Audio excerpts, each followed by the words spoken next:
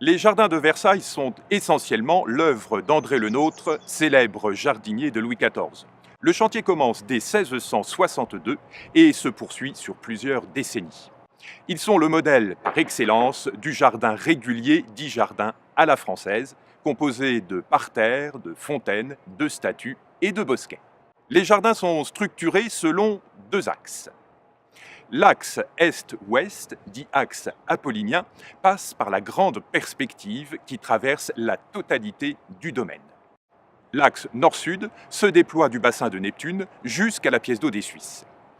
Les jardins sont constitués de trois grands parterres qui s'étendent devant les façades du château. Au nord, le parterre nord, au sud, le parterre du Midi et devant la galerie des glaces, le parterre d'eau.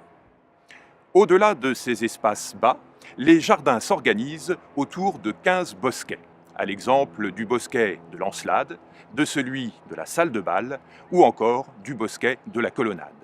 Ces lieux clos par des treillages ou des palissades de verdure sont ornés de statues, de vases et de fontaines. Lieux de plaisir, ils servent de salons de plein air et l'on s'y rend pour faire collation, écouter de la musique ou encore danser. Les jardins accueillent plus de 300 sculptures dont le programme iconographique est dominé par la figure emblématique d'Apollon, dieu du soleil qui personnifie Louis XIV. De nombreuses fontaines embellissent les jardins. L'eau est en effet une composante fondamentale du jardin régulier, qu'elle jaillisse d'un bassin, qu'elle se reflète en miroir ou qu'elle renvoie la lumière. Fier de ces jardins, Louis XIV rédige sa manière de montrer les jardins de Versailles à l'usage de ses invités.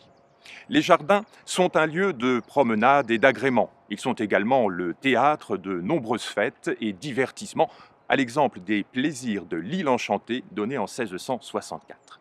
Ils sont enfin un lieu d'expression du pouvoir et de la puissance royale.